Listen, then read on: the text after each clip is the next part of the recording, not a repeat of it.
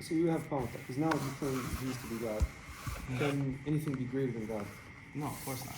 So you said John the Baptist is greater than Jesus, and Jesus is God. Yeah, so but John the Baptist you gotta is greater than remember, God. I'm coming from Sure. the mouth of Jesus. Jesus, he said that himself. Sure. Born of a woman. I know what you're saying. What I'm trying to think is, if Jesus actually said it, because this is what the Bible records, right? You have to use our logic to determine that, right? So now, Jesus is God according to your paradigm. Jesus says John the Baptist is the greatest man, and Jesus also 100% man, 100% God according to you. Yeah. So on earth, John the Baptist is greater than God. Yes. Can anything be greater than God? Well, he's greater than man. But he says Jesus was God and man at the same time. God and man. Okay, so when Jesus was on earth, he was a man. But Jesus is a distinct person within the Trinity. So I'm not trying to jump topics here, but in the Trinity, Jesus is a distinct person. Jesus still is human. Yeah, sure. So of man, John the Baptist is not divine at all. Sure, I understand. So that's why he's lesser in heaven. Sure, but on earth, John the Baptist is greater than God. Yes.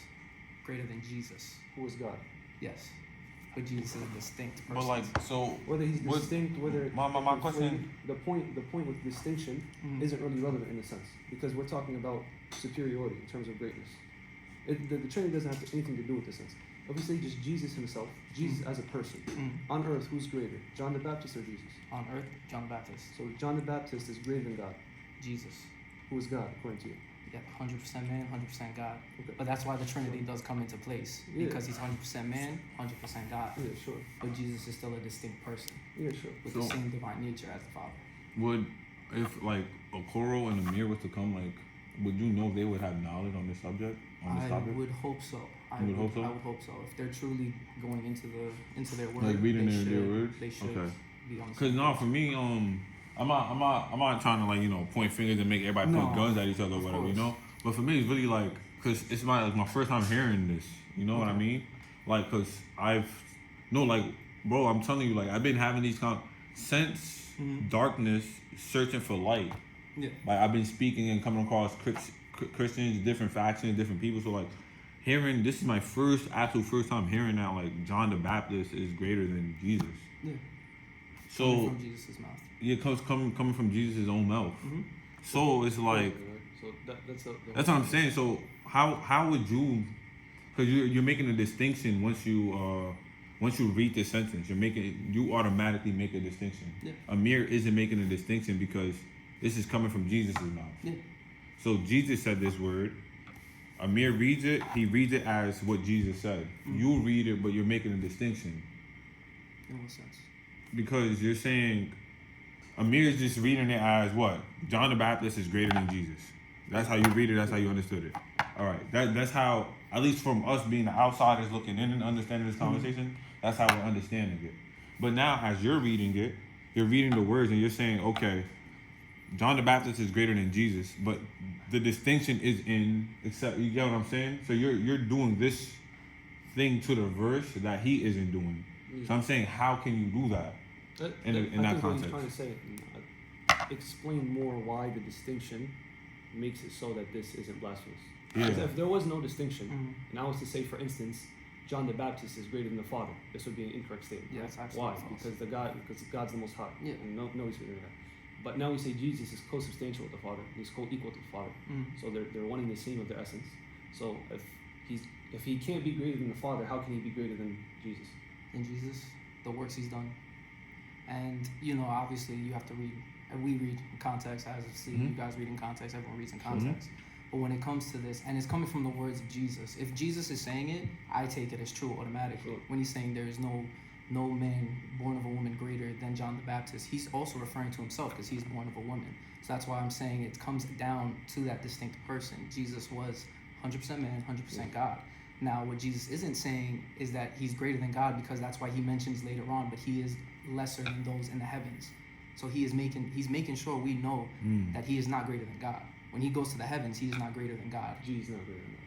No, John the Baptist. John the Baptist. Okay. Yeah, John the Baptist is not greater than God. So that's later in the chapter he explains that. And it's I think it actually is the next two verses he explains it. So that's what you're saying in context of man. Man, John the Baptist is greater than Jesus. So like automatically, I kind of like my mind jumps to like Adam. So see, like, because Adam isn't born of a woman. Yeah. So God's creation from dust.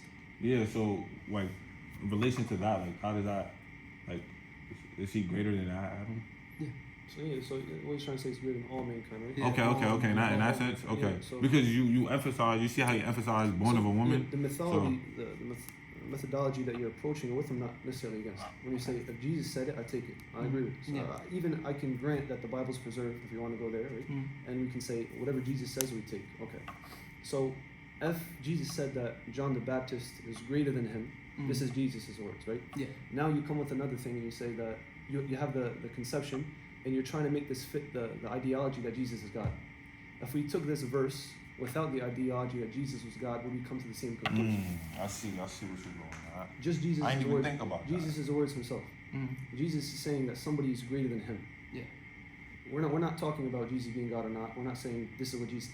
We're looking at just Jesus' words without our preconceptions. Can something be greater than God? If we're not considering him being God. If I'm just the question by itself, without any preconceptions. Okay. Can something be greater than God? No, nothing. Nothing can be greater than God. Is John the Baptist greater than God while God was on earth? See, that's where you have to take in the Trinity, though. But and that's where you have to come in with the distinct persons, because Jesus was still man. Okay, so why? So would you try to do this without the Trinity? What I'm saying, like if this is a a point. How would we understand this without the Trinity? What I'm saying is the Trinity here. If the Trinity here is what you're trying to say is the symmetry breaking. Yeah. This is why. Because okay, I see what you're saying. I'm saying, why is it symmetry? Yeah. If you can explain. Okay, I see what you're saying. So if we take it as this, the divine nature of God within Jesus, Sure. the same God, Sure. he will not be greater than that. But he is greater than the man Jesus. The person, not the man, just the person of Jesus. Who Jesus was. The person Jesus, yes. Yeah. He was greater. So he's greater than Jesus. Yes, on earth. Okay. So does the person contain the two? What do you mean? Like, does the person Jesus Christ, when we're talking about the person, are you automatically thinking about both God and man, or are you automatically just thinking about man? I'm thinking God and man, but I know he was also man. So now when we John say the Baptist is only greater than Jesus the man, not Jesus the God. So Jesus is the person. Because they don't make that distinction, right? When he says that John the Baptist is the greatest man, he doesn't make the distinction between persons and divinity. He says the greatest person or the greatest man, right? You get what I'm saying, no, right? I see what you're saying. Because like if we point no, not to blaspheme you, Hamza, but we point at, like, let's say he's Jesus, we point at him, and we say John the Baptist is greater than him. We're pointing at him right there. That's both God and man. So we're pointing at that whole thing. Now you're saying he's specifically pointing at the man in him. Yeah. We're saying that he's pointing at the whole person, both the man and God. I see what you're saying. So now he's basically asking, how did you make the distinction that he's pointing specifically at the man in him? Now you're saying it's because of the belief in the Trinity. Yeah. Now we said, okay, now I guess it's, if we were to put that outside, if we were to, don't apply the Trinity in this system of thinking. It's just man and God. So how would you then understand it? Would you say that he's greater than God, or you would just keep it at man? I would keep it at man. If we're not bringing the Trinity in it, keep it at man, because once again, these are the words of Jesus. Okay, great. So you would understand Jesus to be a man if you didn't apply the Trinity? If I didn't apply the Trinity, yes. Okay, so is this solely due to the Trinity that you believe that Jesus is divine, becomes a thing? Also the words of the book where he says, I and the Father are one. So, do you want to dive into this early, or you want to wait? No, that's what I'm saying. We don't want to get into that too deep. But you see how I'm just, I'd rather go across the surface than dive right now. Yeah, I'd rather just go across the surface. So in that context, you would say it's because the Trinity is alongside the words of the Bible. Okay. And is there anything else that would contribute to your belief in Jesus Christ being God? Trinity, Bible, and I'm saying, would you add anything to that? Like outside the Bible? No, you can say within the Bible, just not Jesus' words. Like what makes him God, other than apparently his words? It's prophecies that have been come before, and in Proverbs 30, verses 12 through 14, I don't know if you know it, where he talks about who wraps up the waters in a cloak, who's created the heavens and the earth, and then what is his name and what is the name of his son. Okay. Okay, now, because I want to wait for the other brothers to really get to. Of course. So, okay, interesting. But so And back this to is and this is before the time of the birth of Jesus. Okay, yeah. So Okay.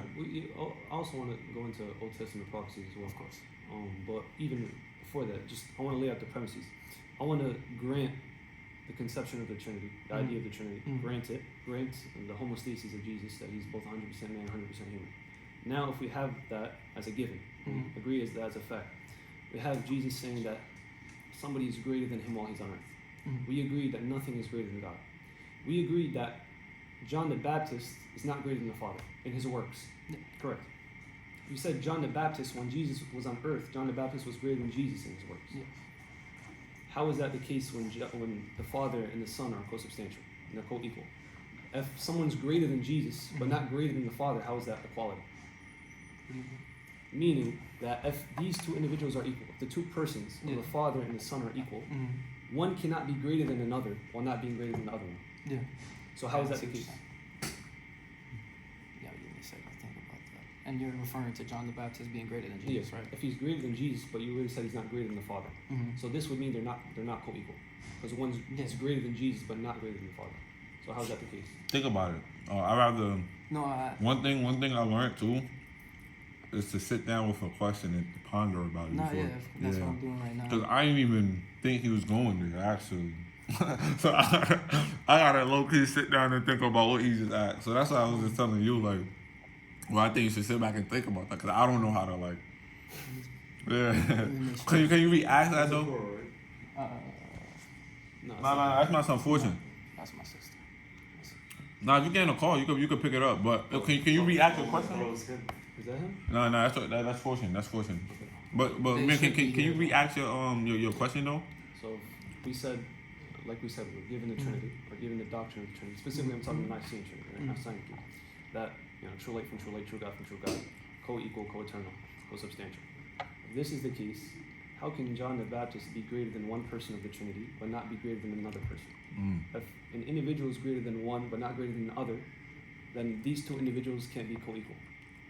If they're co-equal, then he would either be greater than both, or he would be less than both. But if you can make a distinction saying he's greater than this one and not greater than this one, then either we have a problem with the Trinity, the idea of the Trinity is an incorrect idea, or that statement's not from Jesus. We fall into a problem. So, for you, if you saying let's say we go with accepting the Trinity, then reject that the statement is from Jesus. That would be the only other option. Because if we accept the Trinity, okay. then these two would be co-eternal and co-equal. So you would basically say fabrication. Yeah. Like I would my interpretation, what I would lead to is I can grant that this is from Jesus. My gut instinct would tell me the Trinity is false. Okay. Because obviously we believe in pure monotheism. We can discuss our issues with the Trinity as well after that. But I'm not against the statement. He can say that the greatest man was John the Baptist in the works. Okay. So it you wouldn't posit an issue to our creed, is what I'm saying. So you would accept the words for it to be true, but reject the theology, like because the theology I would say doesn't come from Jesus, whereas we have this explicit statement coming from Jesus. Okay. So, but you want to reject the word though, and not at least in this paradigm. I can grant it. Okay. What you think about that though? That's actually. No, You think too fast, bro. No, it's a really good question. I absolutely agree. I would say ponder. Yeah, No. That's something that I would still have to do more research on, obviously, because I'm going by the word. And I'm going by the word, and I'm going by my understanding of the Trinity. And Jesus 100% man, 100% divine. And when he's talking of man, he's not talking about his divine person. So I'm going by the word of Jesus and him as a man. No one is greater than John the Baptist. So it's something that I would have to do more research into. And I could give you a better answer. I don't want to just say words. Makes sense. Yeah, no, that's respectable. That's what I don't want to just say words. That's very respectable. Yo, dog, you think quick. No, I'm gonna end this clip though. though. That is a very good question. Yeah, I'm gonna end this clip though. I'm gonna end it. That was 14 minutes.